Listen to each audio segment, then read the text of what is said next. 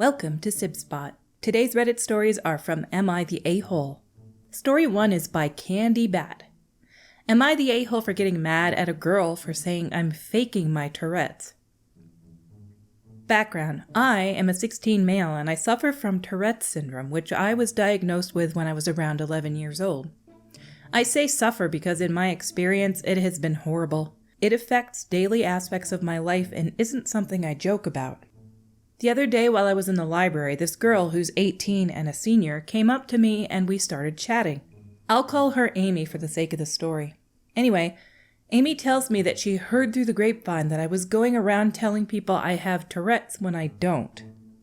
Extra bit of information. Amy is friends with this girl I used to be relatively close with. We'll call her Lily. And Lily knows that I have Tourette's. She used to come to my house often and only found out because she heard my mom asking if my new meds were helping at all with my tics. I thought Lily was my friend, so I explained to her that I was diagnosed as a child and it's something I struggle with. She seemed okay with that answer and didn't bring it up again. Lily and I had a falling out around a year ago and haven't spoken since. I got upset at Amy and asked her who told her that in the first place, already kind of knowing it was Lily, and she quickly tried to change the subject. I, being extremely bothered by the fact that my diagnosis is being spoken about in conversations that don't include me, got on to her. I told Amy that if she thought I was faking, I could show her my diagnosis papers and records of all the tests they did on me as a kid to reach the conclusion that I have Tourette's. She said I was getting defensive and rude and that I shouldn't shoot the messenger. The next day, Amy's brother, who's 16, who's in my math class, told me his sister is going around telling people that I'm faking Tourette's. He knows that Amy is a liar and just likes attention. He also told me this isn't the first time she's done something like this. I went up to Amy that day at lunch and said, if you don't keep my name out of your mouth, we're going to have a serious problem. I don't need you talking about my medical history with complete strangers. If I hear you start spreading that crap again, I'm going to get the deans involved. This apparently made her cry during the next period and have what was described as a bullying-induced autistic meltdown. So I got called to the counselor's office, and when I explained what happened, the counselor said that I wasn't being tolerant enough, and that if I didn't apologize to Amy, I would get written up and my mom would be called. I went ahead and apologized to Amy, but told my mom what happened. She said that I was not in the wrong, and that Amy should have been the one to get punished. I agree with her, but the school staff seem to think that I'm in the wrong and a bully. Am I the a-hole? Essentially, she was bullying you by talking behind your back and saying that you're faking some sort of medical issue. By the sounds of your story, it doesn't seem like you have, the noticeable Tourette's that a lot of people have. Some people actually have tics where they swear, or they move their arms, or they do some movement, and you don't seem to have any of that. So she's going around assuming that since you don't have anything, she notices that you're faking it, and that's not acceptable to do. You guys should be raising the issue more than you are with the staff. They need to know that what they did here was wrong. You can't just side with the girl that cries. She's gonna learn that she gets her way if she just has a little teary meltdown once in a while. One of the worst things that I've noticed that girls learn nowadays is that if you just start crying, people will side with you or go lenient on you. And that's not how it should be. If you're doing something wrong, like Amy is in this case, you should face consequences. She's not going to learn that what she was doing is not okay unless she has some consequences. Amy is the a-hole and Lily should be brought in on it too. Our next story is by ManyPin9618. Am I the a-hole for refusing to apologize to my stepsister for stuff that happened 12 years ago? 13 or 14 years ago, my dad, who was a widower, met my widowed stepmom and they fell in love with each other. I was 6 when I met my stepmom and my stepsister, but I was 8 before they got married. My stepsister was 2 when I met her and 4 when she became my stepsister for real. Like a lot of parents, my dad and stepmom didn't handle the beginning of the process that well, and I was really upset and angry and I struggled. I told my dad to break up with my stepmom, and I told her I didn't want her or her daughter, and she was not going to be my new mom, and I wanted my mom, not her. They tried to start family therapy with me, but after 2 sessions, the therapist asked to speak to them without me for several sessions, and I had individual therapy. Therapy helped them see that they wouldn't be able to recreate the family that they would have had if they hadn't lost my mom and my stepsister's dad. They actually listened and accepted this. It took 2-ish years for everything to get better, but it did. My stepsister doesn't remember that time. She was only 4 when it stopped. I'll be honest. I don't find her easy to be around, and I don't love her. I have a half-brother and a half-sister who I do love, and they are my siblings. I would do anything for them. But my stepsister is very cold in certain ways and also very emotional in others. She is very dismissive of the grief I feel about losing Mom and has said some truly maddening things to me about my need to talk about Mom or visit her grave. She also likes to speak for me and say we both wouldn't change a thing about our family and feel everything worked out for the best. She's 17 now and I'm 21. Our half-siblings are 12 and 10.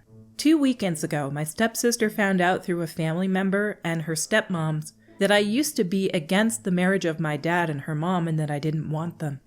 This relative told her everything. My stepsister was furious and that same day called and demanded an apology while she screamed down the phone at me. Then last weekend I was visiting and she demanded an apology again in front of our sibling. She said that I never should have said those things, that she didn't miss her dad, so me missing my mom was no excuse and I should have been glad, like she is. And she said that I was weird and a B-word for not wanting her and her mom. She said I owed it to her to make it up to her and an apology was the start. Our siblings jumped in and told her they'd feel the same way I did, and my brother said she was acting crazy.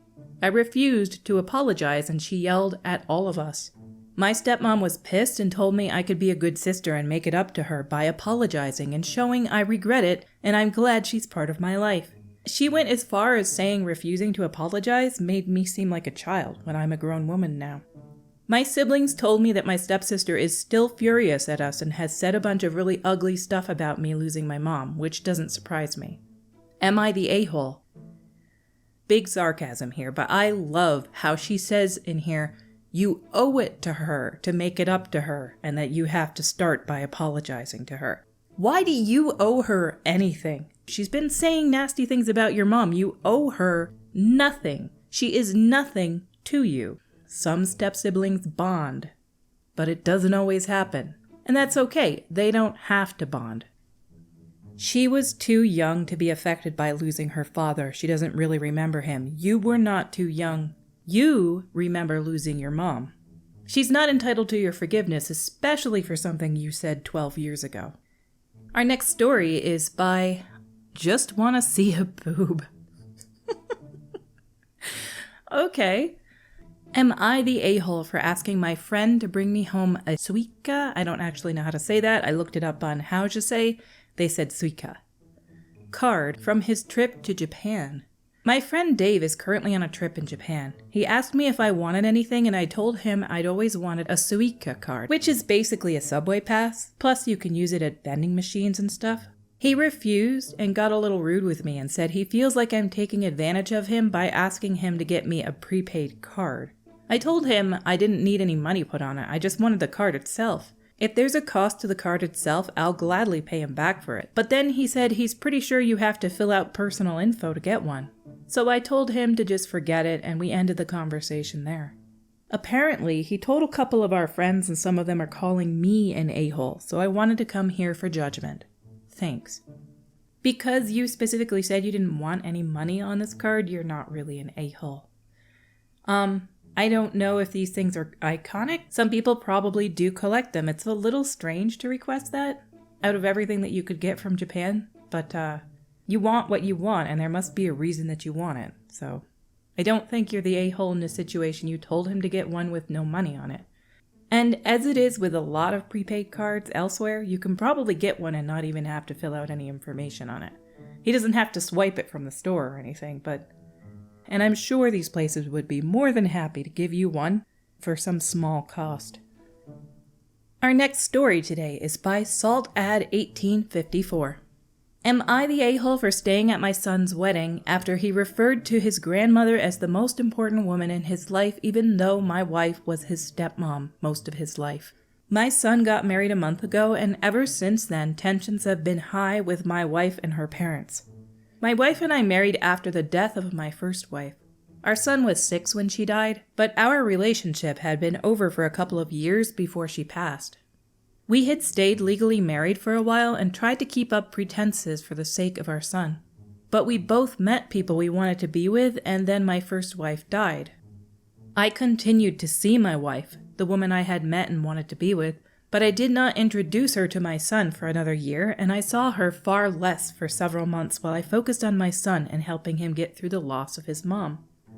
My son was 7 when he met my wife, and I admit my wife and I married quickly.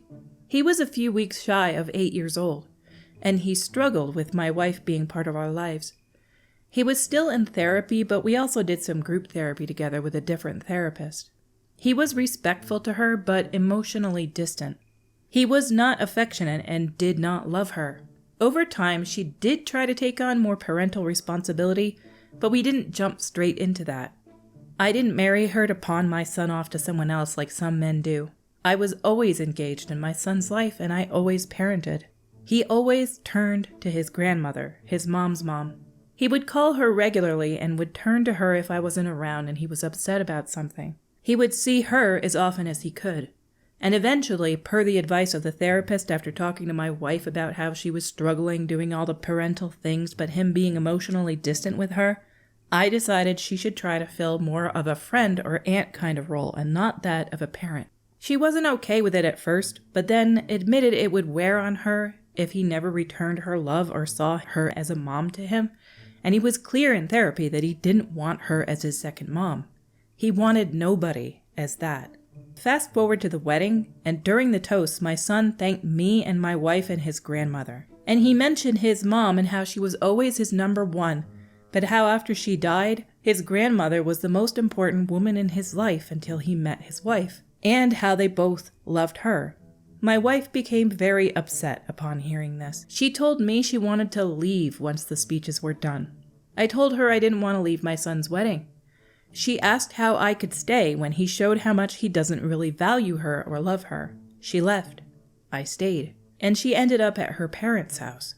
When I got home, she told me she felt abandoned, and her parents told me I was a bad husband, and I should have put my son in his place and told him only one living woman deserved to be declared the most important woman in his life, besides his wife, and that was my wife. They feel I should have left with her because the ceremony was over, and it was just the reception. Am I the a-hole? Your current wife and her parents are in the wrong here. Imagine how entitled you have to be as parents of this woman to say, you should have put your son in his place at his own wedding. You should have put a dark cloud over it all.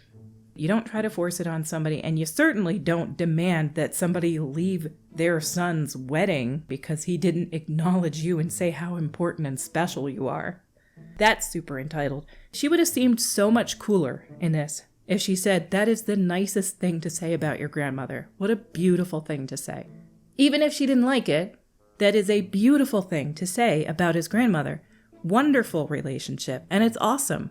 And even if she doesn't feel that way, if she had said that and toughed it out, they probably would like her a whole lot more, but she sounds super imposing, and he has a right to not like that. And I'm sure everybody at the wedding knows that she's a nasty person for taking off because she's mad she didn't get more acknowledgement in the speech. She is so in the wrong, and her parents are incredible taking her side. Now, that being said, if your son had an ulterior motive to this and said this to spite her, that would be a problem. And I wasn't there. I don't know the situation. I would really have to know these people really well to know if he did it in spite. If he did it in spite, then he deserves to be told off later, but not at the wedding. It is very possible he did it in spite. But you are his dad. No, you shouldn't leave the wedding, and no, you shouldn't leave the reception. Down in the comments by Simply Lisa. Not the a-hole. It sounds like you did the right thing with your son and his grief. Until the end, this was a beautiful story, and you should be proud. I'm sure you know that your son turning to his grandma was normal. I think on some level you know your wife's reaction and her parents' was not. I do sympathize with your wife that her dreams of being his mom didn't work out, but that was naive of her. I can understand her being hurt, but her behavior isn't okay. She took on the role of an aunt or friend, which is appropriate, and she was treated as such at his wedding. I also applaud you for raising a son who spoke from the heart. Our stories for today have come to a close. If you enjoy this content, please click like or subscribe or leave a comment below. You guys who are doing that already all the time, I appreciate you. Until we meet again, have the most splendorificus day. And yes, I know that's not a real word. It's a word that my best friend and I came up with in high school for Scrabble, and it stuck with me ever since. But have a great one, guys.